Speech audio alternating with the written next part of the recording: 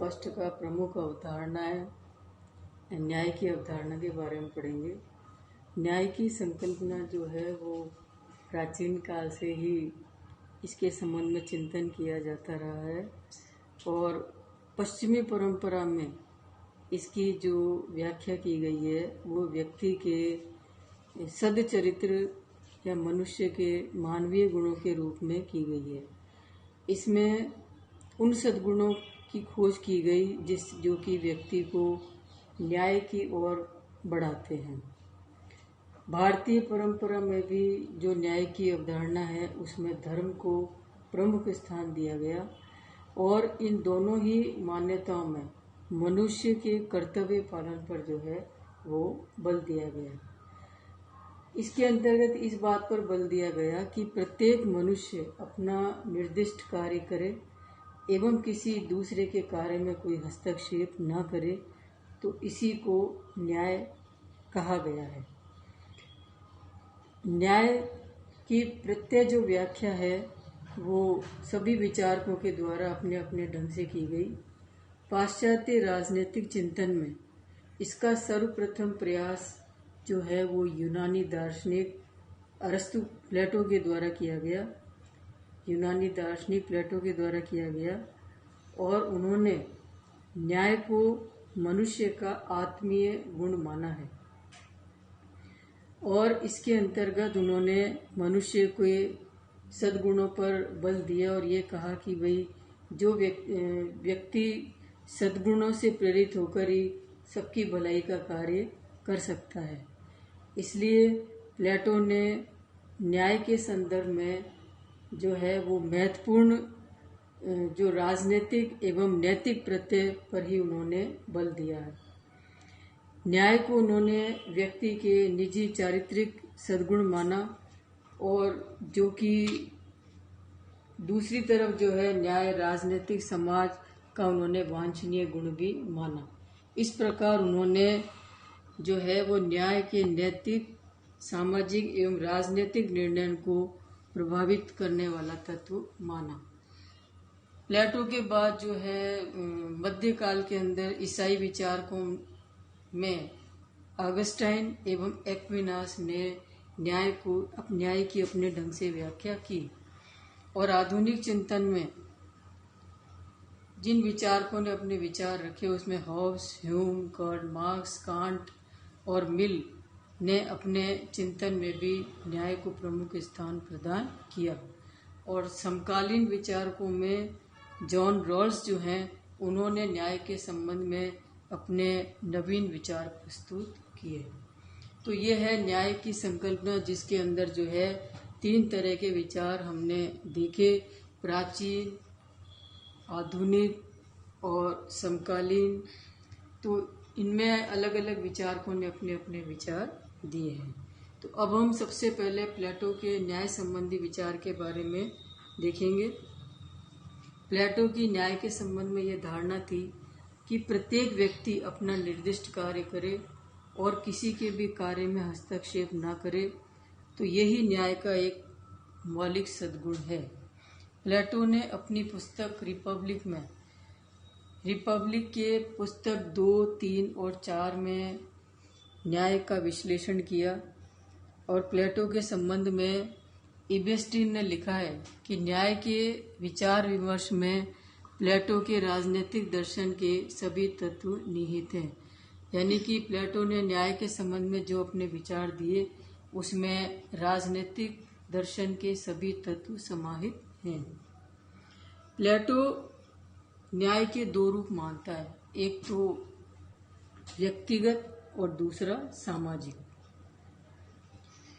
प्लेटो की मान्यता थी कि मानवीय आत्मा में 3 तत्व पाए जाते हैं और वे 3 तत्व हैं बुद्धि, शौर्य और तृष्णा। और इन तीनों तत्वों की मात्रा के अनुसार ही वे राज्य और समाज में 3 वर्ग स्थापित करता है। पहला शासक वर्ग, क्योंकि उसके अंदर बुद्धि का अंश सर्वाधिक पाया जाता है, इसलिए जिन व्यक्तियों में बुद्धि अधिक है उसको उन्होंने शासक वर्ग की श्रेणी में रखा। और दूसरा वर्ग है सैनिक वर्ग, जिसको कि रक्षक वर्ग या शौर्य एवं साहस की अपेक्षाकृत अधिक मात्रा जिसके अंदर पाई जाती है, तो वो जो वर्ग है वो सैनिक वर्ग के अंतर्गत आते हैं।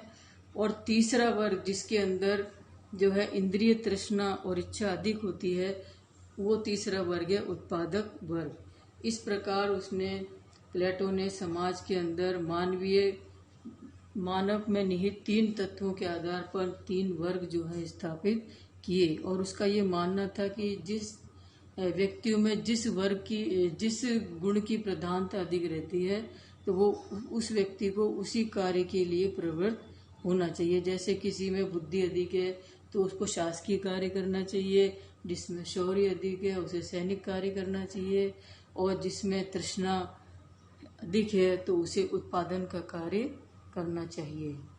इस प्रकार प्लेटो की ये मान्यता थी कि समाज में ये जो तीनों वर्ग हैं, अगर ये तीनों वर्ग अपने द्वारा दिए गए निर्दिष्ट कार्य को करेंगे तो ही समाज के अंदर न्याय की स्थापना हो सकती है।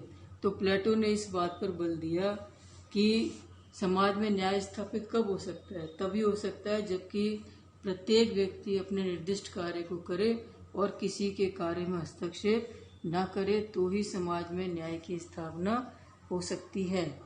इस प्रकार प्लेटो ने जो है वो न्याय के सिद्धांत को एक नैतिक सिद्धांत के रूप में प्रतिपादित किया था। तो ये है प्लेटो के न्याय संबंधी विचार।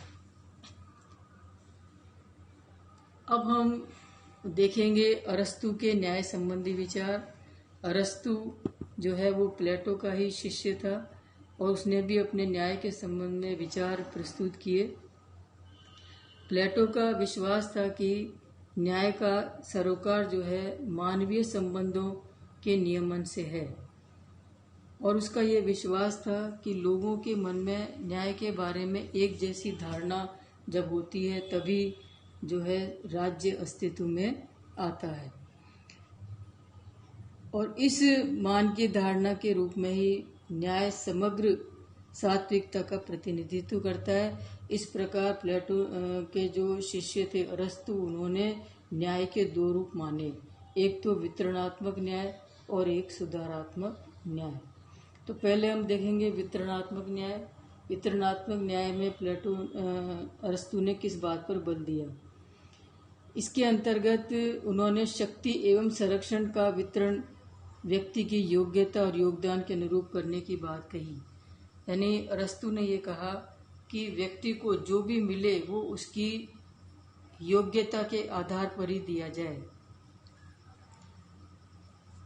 यह अनुपातिक समानता का पक्षधर है और समानता की इस अवधारणा के अनुसार ही लाभ एवं उत्तरदायित्व जो है वो व्यक्ति को उसकी क्षमता के अनुपात में ही दिए जाने चाहिए। यानी व्यक्ति को जो भी मिले वो उसकी योग्यता और उसके योगदान के अनुरूप ही मिले।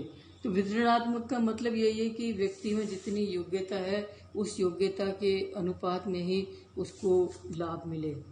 दूसरा उन्होंने बताया सुधारात्मक न्याय।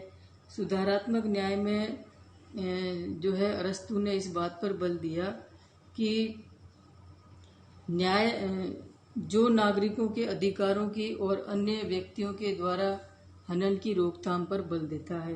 यानी राज्य से हमें जो कुछ प्राप्त हुआ है तो उसका किसी दूसरे व्यक्ति के द्वारा हनन नहीं किया जाना चाहिए, इस बात पर इन्होंने बल दिया। सुधारात्मक न्याय में राज्य का ये दायित्व होता है कि वह व्यक्ति के जीवन, संपत्ति, सम्मान और स्वतंत्रता की रक्षा करे। यानी राज्य ने जो कुछ भी व्यक्ति को दिया है उसकी रक्षा का दायित्व भी राज्य के ऊपर है। इस प्रकार वितरणात्मक न्याय से प्राप्त मनुष्य के अधिकारों की रक्षा के लिए राज्य द्वारा की गई व्यवस्था को ही सुधारात्मक न्याय की संज्ञा दी गई। यानी राज्य के द्वारा इस प्रकार की व्यवस्था की जानी चाहिए जिससे कि व्यक्ति के स्वतंत्रता और उसके अधिकारों का कोई भी हनन ना हो, उसकी संपत्ति की रक्षा हो, उसके सम्मान की रक्षा हो और उसकी स्वतंत्रता की रक्षा हो। तो यही सुधारात्मक न्याय है।